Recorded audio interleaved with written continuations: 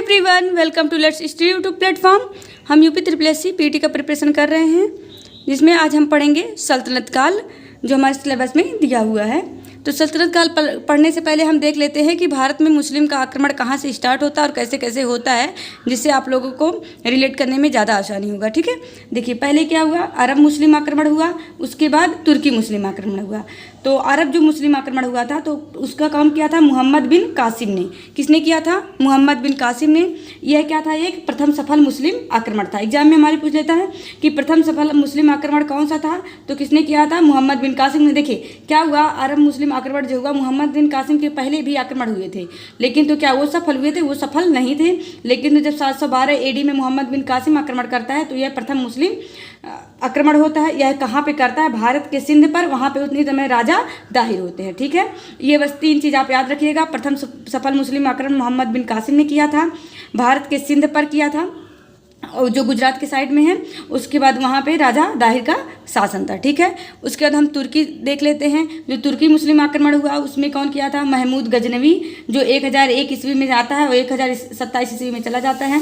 उसके बाद मोहम्मद गौरी, जो 1175 में फिर आता है और 1206 ईस्वी में चला जाता है। ठीक है, ये कैसी जात थी? ये गैर मुस्लिम जात थी और ये मध्य एशिया से आए थे। तुर्की मुस्लिम कहाँ के थे? मध्य एशिया के थे। और इन्हीं के बाद से मोहम्मद गौरी का ही गुलाम रहता है वो क्या, कुतुबुद्दीन ऐबक, जो क्या करता है? दिल्ली सल्तनत की स्थापना करता है। ठीक है, चलिए हम आगे देखते हैं, थोड़ा थोड़ा देख लेते हैं महमूद गजनवी के बारे में। देखिए महमूद गजनवी जो हमने बताया ना कि तुर्की मुस्लिम आक्रमण जो हुआ था वो महमूद गजनवी में नहीं किया था। तो ये किस वंश का था? यामनी वंश का था। इसने भारत पर आक्रमण किया 1000 से लेकर 1027 तक। कितने बार? 17 बार। एग्जाम में पूछ लेता है कि किसने 17 बार आक्रमण किया था, तो महमूद गजनवी ने किया था। इसके इंपॉर्टेंट अभियान कौन से हैं? कालिंजर अभियान और सोमनाथ शिव मंदिर। तो कालिंजर अभियान कब किया था? 1019 में किया था, और 1025 और 26 में 16वां अपना अभियान किया था सोमनाथ शिव मंदिर पर। 16वां कब किया था? सोमनाथ शिव मंदिर। देखिए 6 से सोम, 6 से 16वां, और कितना? 1025 और 26 ईस्वी में किया था। ठीक है, सोमनाथ मंदिर पर। उस समय वहाँ के कौन थे? चालुक्य वंश के भीम प्रथम थे। ठीक है, देखिए ये तो हमारे सिलेबस में महमूद गजनवी को नहीं दिया है, बट चालुक्य वंश है तो चालुक्य वंश से रिलेट करके पूछ सकता है इनके बारे में। तो सोमनाथ शिव मंदिर पे किसने किया था? महमूद गजनवी ने किया था। 1025-26 ने किया था। यह इसका 16वां मतलब युद्ध था। और ये चालुक्य वंश के जो भीम प्रथम थे उतने समय राजा थे। ठीक है, चलिए फिर हम आगे देखते हैं। और 1030 में क्या हो जाती है? इसकी मृत्यु हो जाती है। और 1026 में ही क्या करता है? ये 17वां अपना अभियान करता है। किसके? मुल्तान खोखरों के विरुद्ध। मुल्तान में किसके विरुद्ध करता है? खोखरों के विरुद्ध करता है। उसके 1030 में इसकी मृत्यु हो जाती है। इतना समझ में आ गया। फिर हम देखेंगे शहाबुद्दीन मोहम्मद गौरी। उसके बाद देखिए भारत पर आक्रमण करता है कब? ये 1175 में आता है। ये जो शहाबुद्दीन मोहम्मद गौरी रहता है ये 1175 में आता है। मुल्तान शासक पर करता है, जो मुस्लिम एक शासक रहता है उसी के ऊपर ये क्या करता है? आक्रमण करता है 1175 में। इसके इंपॉर्टेंट हम देख लेते हैं। 1191 में क्या करता है? तराइन का प्रथम युद्ध लड़ता है मोहम्मद गौरी और पृथ्वीराज चौहान थर्ड के बीच में। देखिए ये भी हमारा पृथ्वीराज चौहान दिया है, चौहान वंश में दिया है। तो ये क्या हमको याद रखना रहेगा? क्या मोहम्मद गौरी और पृथ्वीराज चौहान के बीच क्या हुआ था? तराइन का प्रथम युद्ध हुआ था 1191 में। फिर तराइन का द्वितीय युद्ध होता है गौरी और पृथ्वीराज के ही बीच में 1192 में। इसमें क्या होता है? पहले वाले जो तराइन का युद्ध होता है उसमें पृथ्वीराज चौहान जीत जाते हैं। दूसरे में क्या होता है? पृथ्वीराज चौहान हार जाते हैं, गौरी जीत जाता है। ठीक है, फिर 1194 में चंदावर का युद्ध होता है, जिसमें क्या होता है? जयचंद और गौरी मिलकर करते हैं। ठीक है, इतना समझ में आएगा कौन करता है? जयचंद और गौरी करते हैं, जिसमें क्या होता है? गौरी की जीत हो जाती है। फिर 1206 में क्या हो जाता है? इसकी मृत्यु हो जाता है। इतना समझ में आएगा। 1191, 1192, 1194 में, उसके बाद 1206 में इसकी मृत्यु हो जाती है। ठीक है, चलिए फिर हम आगे देखते हैं। हमको पढ़ना है।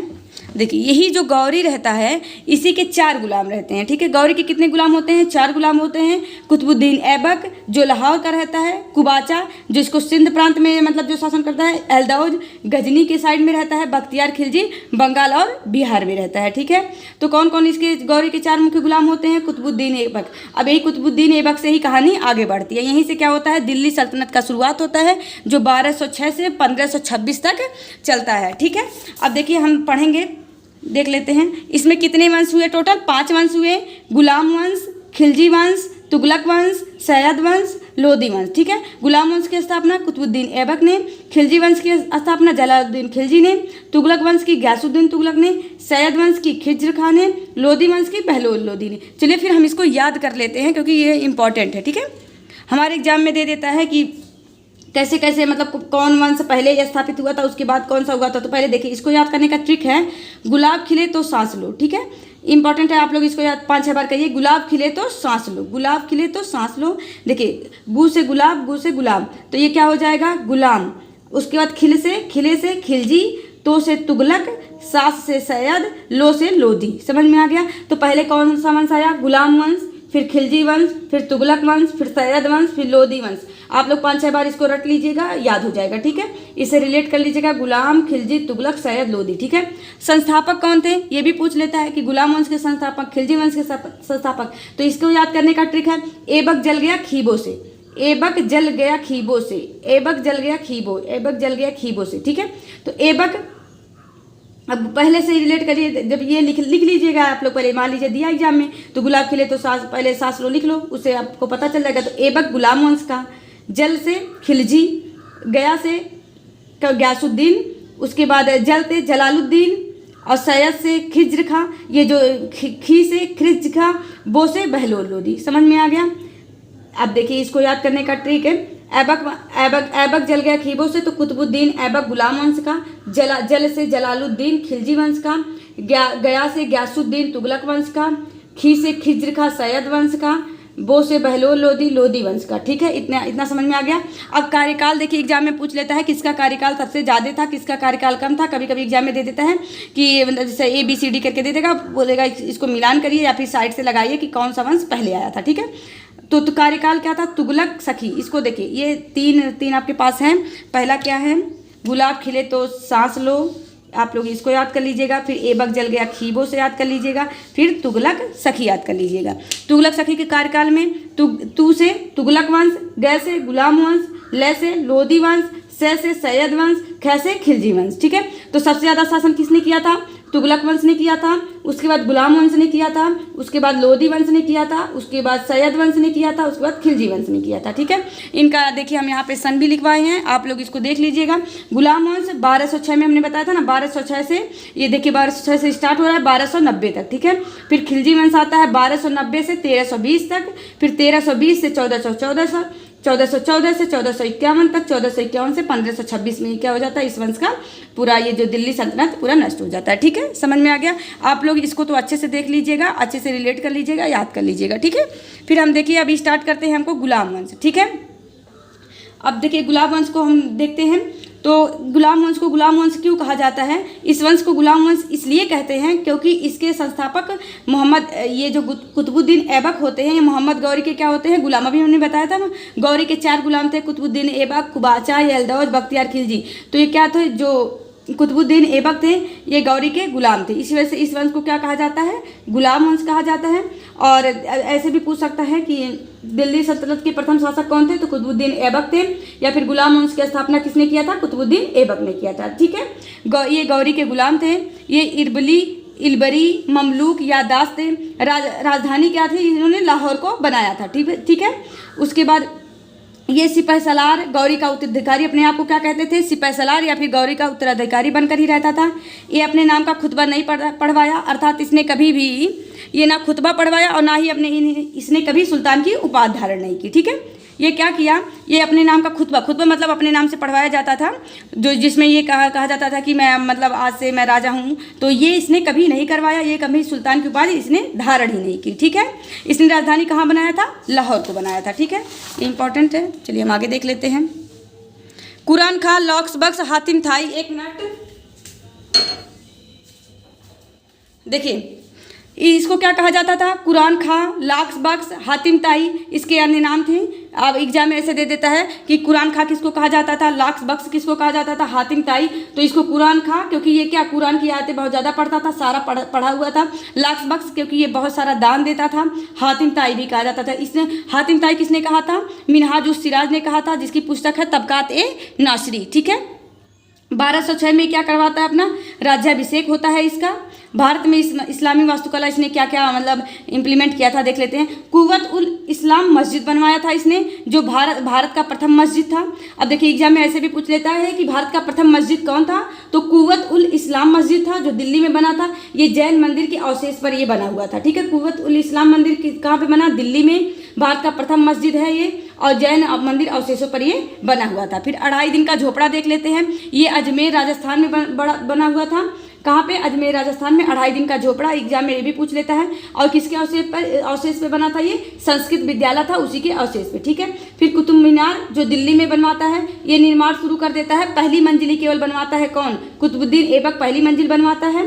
फिर इसका अगला शासक आता है इल्तुतमिश, अभी आगे जब पढ़ाएंगे आप लोग रिलेट कर लीजिएगा।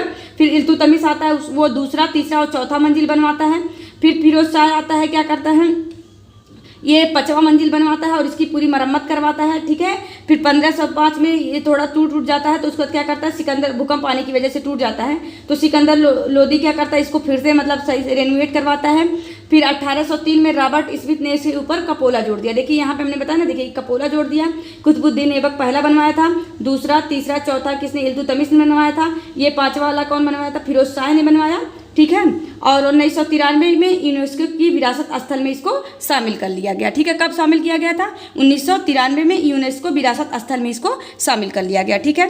इसकी मृत्यु कब हो जाती है, 1210 में पोलो खेलते हुए इसकी मृत्यु हो जाती है, ठीक है। ये भी इंपॉर्टेंट है कि इसकी मृत्यु कब, ऐसे भी एग्जाम में देखिए पूछता है कि पोलो खेलते हुए या फिर पोलो या चौगान खेलते हुए किसकी मृत्यु हुई थी, तो ये कुतुबुद्दीन ऐबक की, ठीक है। कुतुबुद्दीन ऐबक के बारे में हम लोग सब पढ़ लिए। चलिए फिर हमें आगे देखते हैं। आराम शाह या एक, उसके बाद देखिए जब ये कुतुबुद्दीन ऐबक 1210 में इसकी मृत्यु हो जाती है, तो अगला शासक कौन बनता है, आराम शाह बनता है। तो ये आराम शाह जो रहता है एकदम आराम ही करता रहता है। इसको हटाकर इल्तुतमिश क्या बन जाता है, 1211 से 1236 ईस्वी के लिए क्या बन जाता है, ये इल्तुतमिश राजा बन जाता है। ये आराम शाह को हटाकर अपने नवाब बन जाता है, और ये ऐबक का गुलाम तथा दामाद रहता है, ठीक है। इल्तुतमिश जो होता है ऐबक का गुलाम रहता है, ठीक है।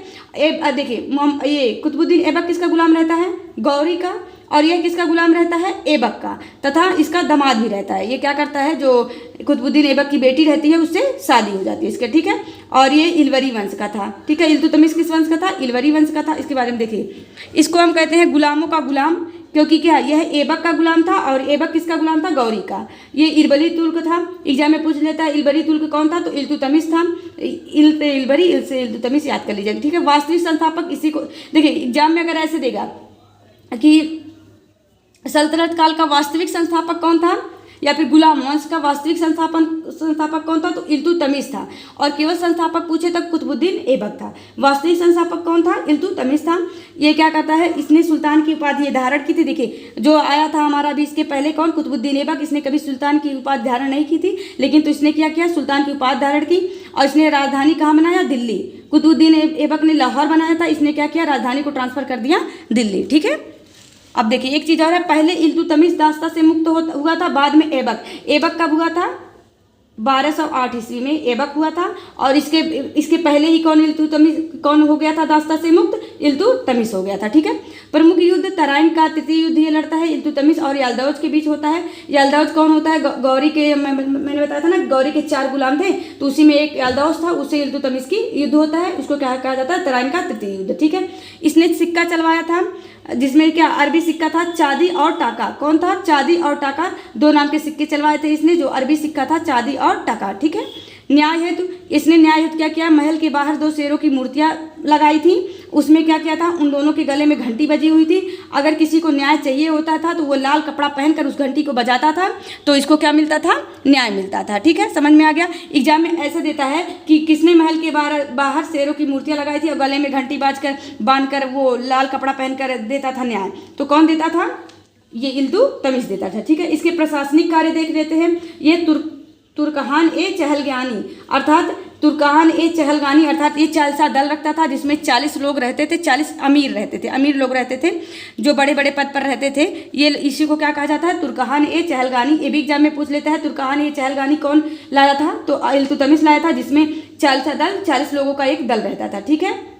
देखिए इसके में एक इंपॉर्टेंट और है, मंगोल का आक्रमण। इसी के समय में क्या हुआ था, मंगोल के आक्रमण का खतरा मंडरा रहा था यहाँ पे, ठीक है। तो क्या किया, ये जो जो मंगोल का आक्रमण करने वाला रहता है, मंगोल शासक चंगेज खान है, क्या ईरान का एक रहता है ख्वारिज में पर क्या करता है, आक्रमण कर देता है। ठीक है, ये जो चंगेज खान रहता है ये मंगोल का रहता है, ये क्या करता है, ख्वारिज में पर आक्रमण कर देता है। तो उसका पुत्र क्या होता है, ख्वारिज का पुत्र मकबरनी ही भाग के कहाँ चला आता है, ये इल्तुतमिश के दरबार में आ जाता है। तो फिर उसके बाद ये चंगेज खान एक चिट्ठी भेजता है कि आप मकबरनी को वापस कर दो, नहीं तो हम आक्रमण कर देंगे। तो फिर ये क्या कर देता है, इल्तुतमिश इसको मकबरनी को भेज देता है वापस कि चले जाओ आप। तो ये चला जाता है, जिससे क्या ये मंगोल का आक्रमण हमारे उस पर मतलब इल्तुतमिश के जो शासन पे हट जाता है। ठीक है, इतना समझ में आ गया।